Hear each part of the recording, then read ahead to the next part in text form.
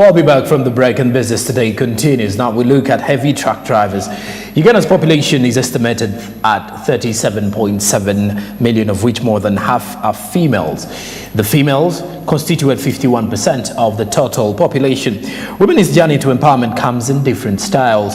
Our reporter Pedersen Mumbere caught up with a group of women who have mastered the art of driving heavy trucks, a duty known to many by men.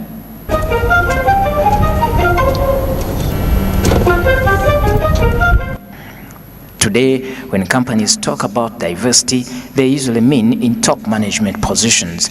What about having more women in jobs that are assumed for men? I decided to talk to a group of female truck drivers. They told me how they invested little but are earning more. There is those companies where they pay good, but mostly many companies they do value ladies more. I'm very much proud of it, and I'm very much satisfied. Nateka mu bintu bino ziringa mu milioni nga 3 eza Uganda. I invested 3 million to get all my skills, but now I'm earning better. Myezi ng'ebiri esatu nga sente zikomyewo. One would imagine that driving this kind of truck needs vast amounts of energy. Therefore, only men have the potential. As it turns out, however, you don't need muscles to operate a wheel loader. We do manage it because we have that passion in us. So it's not that hard, but okay, we have challenges like you can go. For example, you go to Ishasha. Ishasha is almost 70 kilometers rough road, and it's very muddy. When it's rainy, you go and stuck. You will just have the night there inside the truck, you alone, and you are there stuck until the following day the sun will shines, until the road dries up, and then you can move from there. It's just like that. And this is my office, like the other ones who are working in offices, and there is no work without any challenges. Even if you are working everywhere you meet challenges, and you handle them the way they come.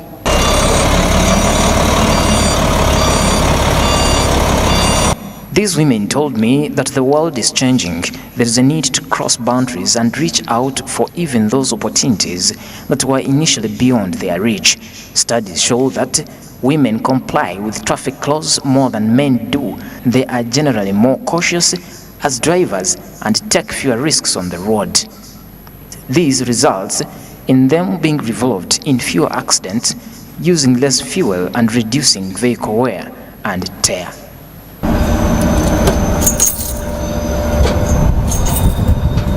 Pedersen Mumbere, Smart 24 TV, Business Today. On the journey to women empowerment is steady fast. As you can see, women in business, now women in transportation. All right, away from that, now we head to the Coffee Court. And in tonight's Coffee Court, we discuss the Kenyan elections 2022. These particular ones will be taking place tomorrow, as Kenya will be deciding a new president who will lead the country in the next presidential term. However, we are going to analyze the effects of these particular elections onto the Ugandan traders who most probably use the Northern Corridor, which is the Mombasa port that manages the imports and exports of the highest percentage of Uganda's goods.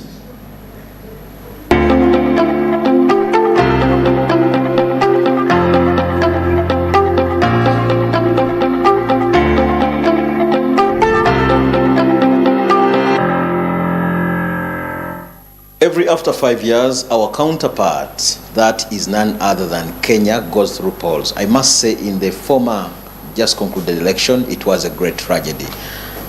And now, of course, another poll comes for the side of the Kenyans. And welcome to the Coffee Court. My name is Fred Makubia. We digest matters of Kenya's economy vis-a-vis Uganda as they head towards polls. And Dr. Clark Chisembo is the Chief Managing Partner of DALI, Development Associate Link, helps us to digest the effects of this election on the economy of Kenya and Uganda. Dr. Clark, it's a pleasure. Thank you for joining us on this Coffee Court where we ask critical questions. Thank you so much for hosting me, and welcome to our home. How important is an election to any country? The importance of an election is the will of the people. It signifies the will of the people on who should be their leader. And the will of the people means that you've gone into some democratic process in order to have a leader who is elected. So the voice of the people, the will of the people is always what comes out. Technically, even if it is 51% is declared the winner, you have always to cater for the 49%. Yeah, because the 49% also are part of the country. Okay. So you have to also think about them. That's why an election is very important, but any leader should be able to know how they are going to balance out the will of the 49% that voted for another candidate. Okay. Let's now look at the politics and the economics of Kenya vis-a-vis Uganda. How important, anyway, is this election, not to the Kenyans, but also to Uganda as a country?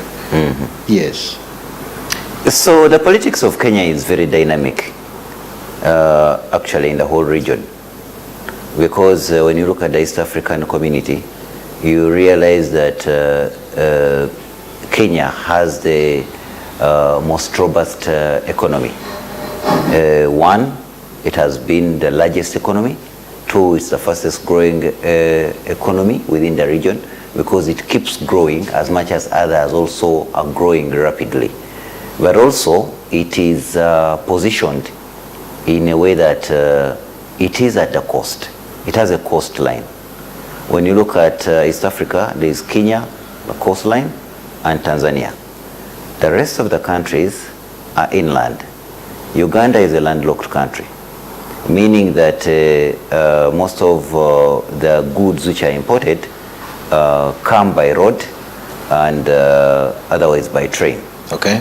So what that happens is that the election in a country like Kenya has an effect, one, on Uganda, because we have to be certain that goods and products are going to continue coming by road, right from Mombasa to the borders of Uganda and into Uganda, because we have to also promote intra-trade, because intra-trade is very important for Uganda. It is. Export, import. It's by road or by train. So do we have reasons to worry as Uganda for a country like Kenya to go through a poll? Do we have reasons to worry as Ugandans?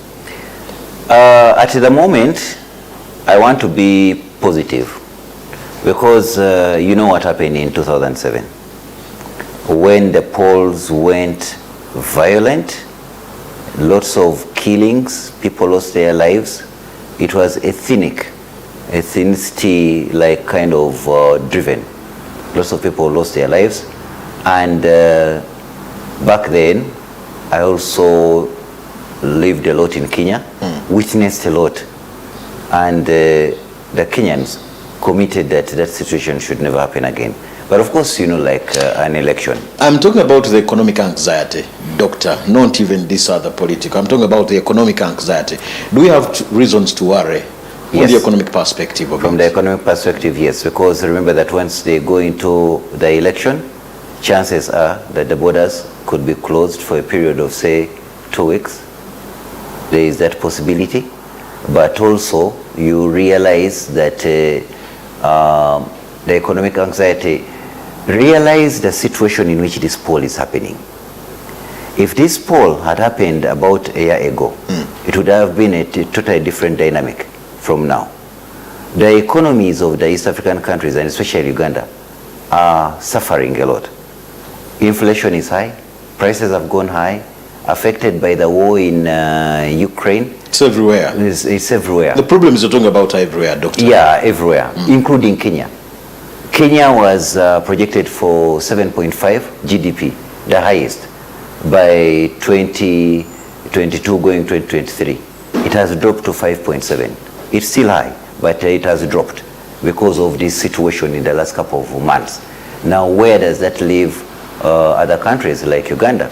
It leaves it to the fact that, should anything not go as expected by the Independent Electoral Commission of Kenya, and their long spells releasing results, violence, then it will affect the economies of including Uganda, because some goods may not come in. If goods don't come in at a time like now, when prices are already high, inflation is high, which means that it may even double. Already Uganda is stretched economically by the current circumstances. You've talked about the border being closed. 2 weeks, these are just 2 weeks. What does it mean economically? Closing a border for 2 weeks, it's a normal game. What does it mean economically? In production, let us look at fast-moving consumer goods. Every day, if you're delivering about 20,000 cartons, and they are going on to export. Remember that Uganda is promoting export-import substitution. True. And you're increasing production.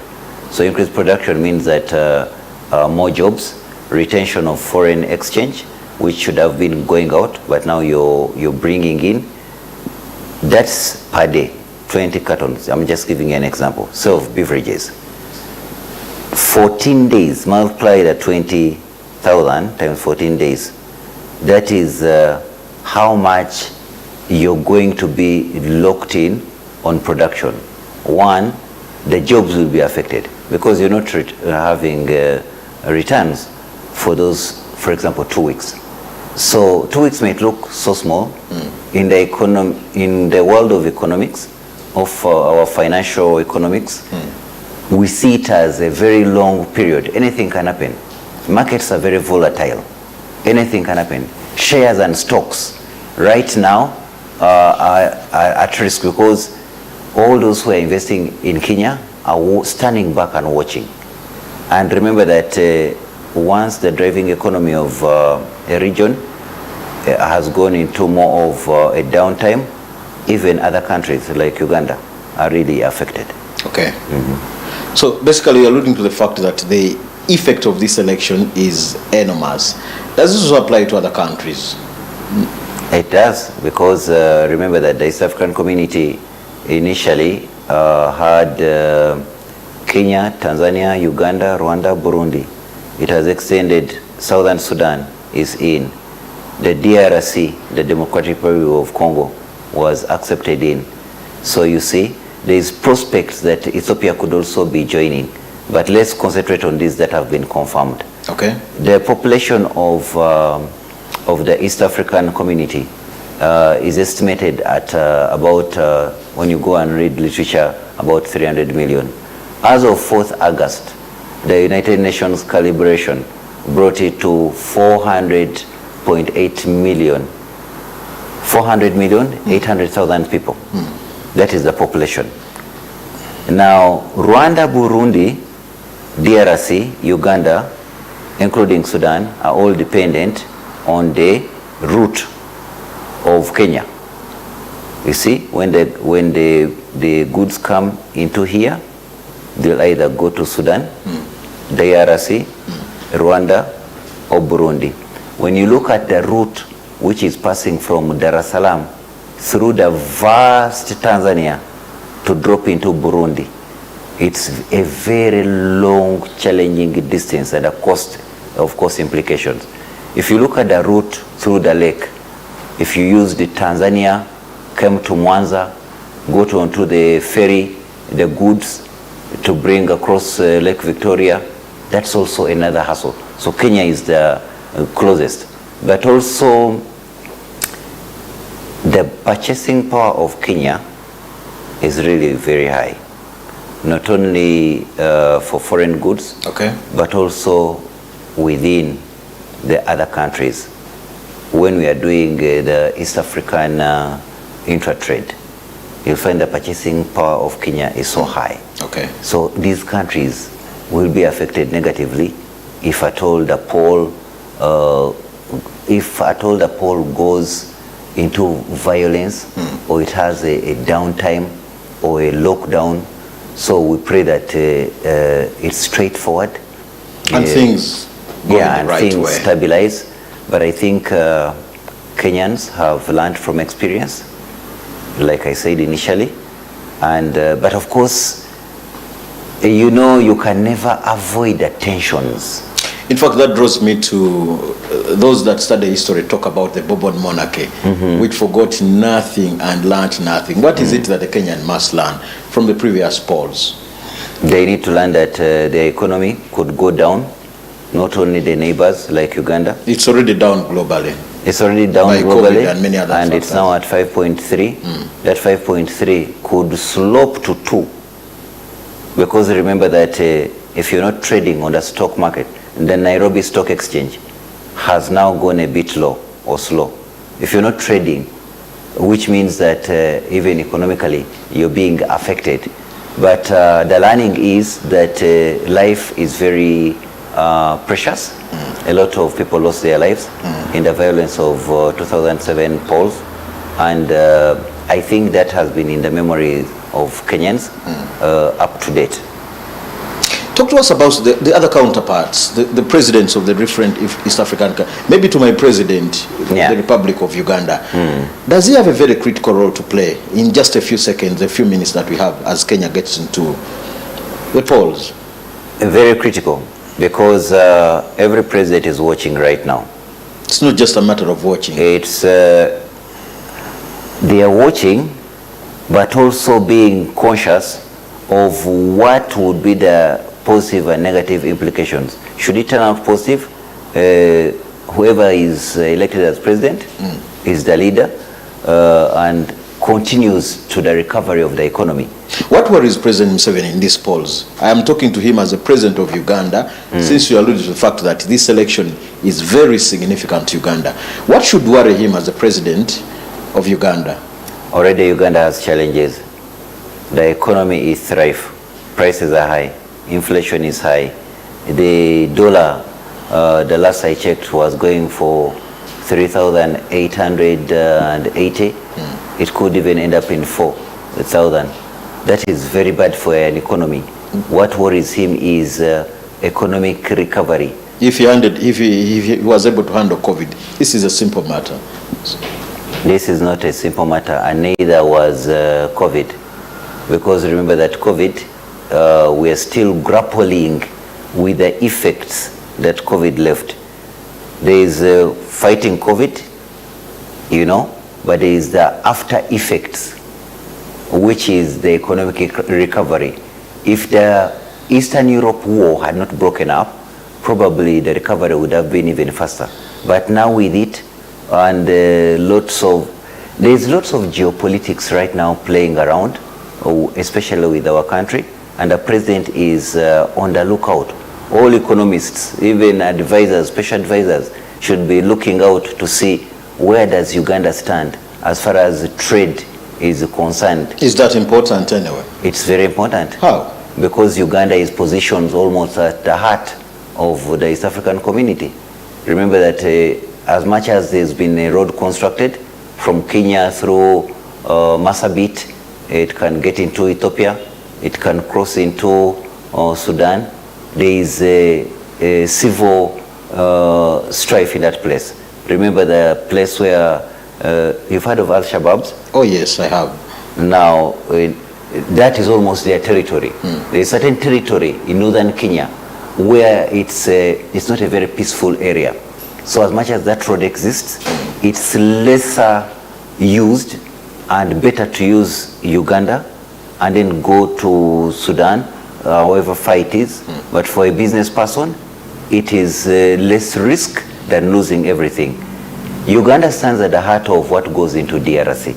Remember, on the other side, DRC bordering a huge forest, and then the distance between the coast on the other side and the DRC itself through Congo Brazzaville, or if you go through Douala, Cameroon, to come into the DRC is very far. So Burundi, Rwanda are all dependent. You heard when the border was closed between Uganda and Rwanda, and the Gatuna border. The Gatuna border. There was that issue. Survival on both countries was really strafed because one, the traders wanted to sell to the other country. The other country They had to figure out how to manage on the wire, how to survive without Uganda. Talk to us about URA. Does this election, can we have a situation where URA is put on the tentatives after the effects of this election? Yes. One is that URA could gain high, or alternatively, it may not even hit its targets. It's all about the economics. Just because of an external factor? An external factor. Because remember that if trade is affected, if trade goes down, yeah, which means that URA is a tax collector. I know. Now, being a tax collector, you collect taxes on goods coming in and goods being traded in the country. If the trade is low, which means that even your collections are going to be low. That's true. If inflation is eating up people's incomes, let's say employees who earn salary, which means that their purchasing power goes down. Remember, when inflation, right now the prices are high, fuel is high, but how many companies have you heard that they're increasing salaries? If your salary is, say for example, 500,000 Uganda shillings, when the fuel was, say, 30,000, now it is at what? 7,000? It's beyond 6,000. Almost 7,000. Depending on where. Yeah, maybe people like where. you who own a limousine. Yeah, so about 7,000. But the salary remained at 500,000. What does that say? Taxes are going to increase, but your money is not increasing. That is the effect that is going to be faced by URA. That are they going to hit their targets? Aren't you preaching a message of doom? Not a message of doom, a message of positivism, because this is a message that everybody should be aware of, that we should pray, one, for Kenya, but also be prepared should anything happen. But my take is that I don't see 2007 instances coming back. I don't really see it. Is that an objective thought? It is objective because the Kenyans have really matured, even those in the rural areas. They know exactly the impact and effects, the drastic part of an election or a poll. So how do we translate this maturity into reality, and how do we basically handle this situation to see to it that the effects are not negative? President Kikwete, you know President Kikwete? I do. Yeah, the former president. Yeah, he's heading the East African Commission team of observers. These teams of observers are coming from all the countries of East Africa. They've put together a team of observers. They're just observers. I'm talking about how do you run out of these circumstances. They are observers who also influence. They keep preaching the gospel to the candidates that don't talk about violence, that if this does not, if I'm not the winner, let us go to the streets, let us revolt. No. Wherever you go, I was in Kenya in end of May towards June. What I saw around the country are billboards saying that we vote for peace, not violence. How do we get out of this finally, Doctor? We get out, one is since the subject matter is about the elections, but as a country, as Uganda, we should look beyond being a dependables in other countries. So what I mean is that Uganda should be in position to have food reserves, fuel reserves.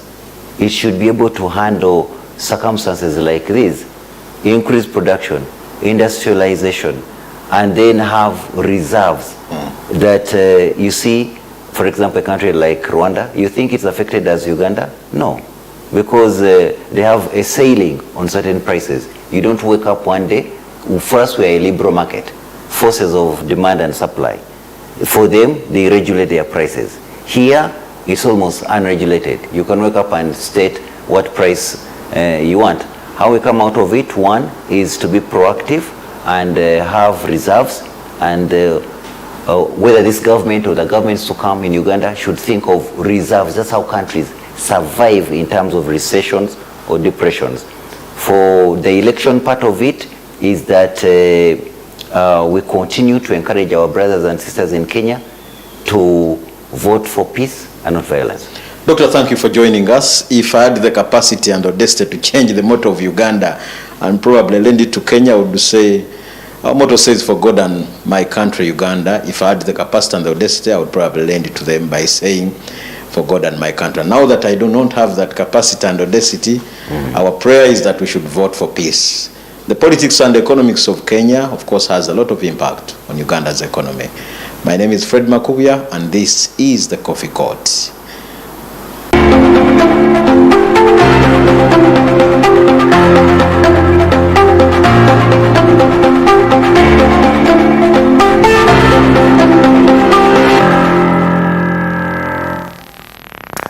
For a thought, I actually thought he would say, forgot my country in Kiswahili, and I was definitely waiting for that.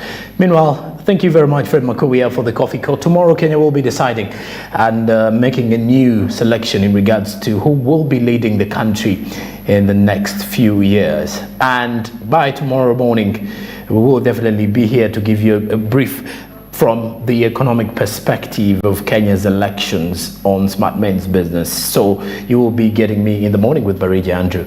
I've been Jerome Paul Sonko with Winnie Wienza Nakauti on sign language here, plot 42 Nile Avenue. It has been Business Today, your daily report. Till tomorrow, have a blessed night. Goodbye.